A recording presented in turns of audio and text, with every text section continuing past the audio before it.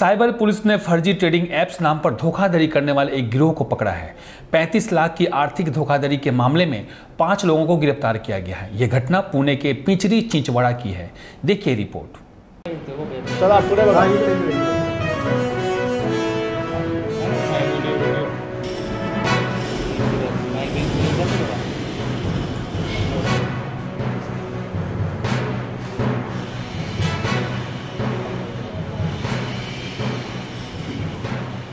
एकंदरीत कशा प्रकारे ट्रेडिंग ॲपद्वारे नागरिकांची फसवणूक केली जाते सायबर क्राईममध्ये? हिंजवडी पोलीस स्टेशन येथे एक गुन्हा दाखल होता। त्याच्यामध्ये तक्रारदार महिला आहे, तिला बनावट शेअर ट्रेडिंग ॲपद्वारे त्यांचे जवळजवळ 36 लाख रुपयाला फसवणूक झाल्याचा गुन्हा दाखल होता। त्याच्यामध्ये पिंपरी चिंचवड पोलीस आयुक्तालयातील सायबर सेलने पुढे अधिक तपास करून या बनावट ट्रेडिंग ॲपद्वारे ज्या खात्यावरती पैसे गेले आणि ज्यांनी विड्रॉ केले असे 5 लोक निष्पन्न करून त्यांना अटक करण्यात आलेलं आहे। आणि सध्याच्या तपासामध्ये असं दिसून आलेलं आहे की हे 5 लोक ते पैसा क्रिप्टोकरन्सी मार्फत बाहेरच्या देशांमध्ये जो हँडलर आहे त्याला पाठवत होते। तर त्या दृष्टीने सुद्धा पुढील तपास चालू आहे। या गुन्हेगारांची पद्धत काय होती गुन्हा?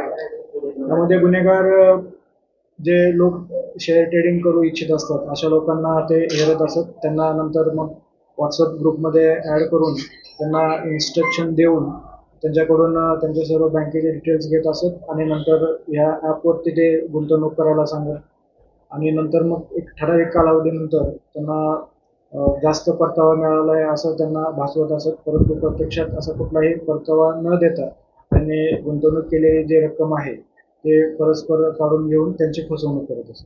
त्या गुन्हेगारांची पार्श्वभूमी वगैरे काय काम?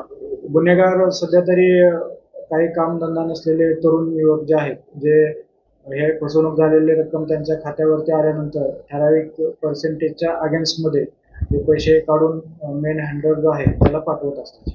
शहरातील नागरिकांची मोठ्या प्रमाणावर अशा प्रकारे फसवणूक होते, नागरिकांना काय आवडतं?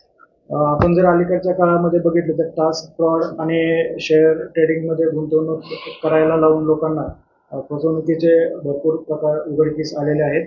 तर या पार्श्वभूमीवर लोकांनी जे ऑथेंटिक शेअर ट्रेडर आहेत किंवा जे हे आहेत त्याच्या प्लॅटफॉर्मवरतीच गुंतवणूक करायला पाहिजे।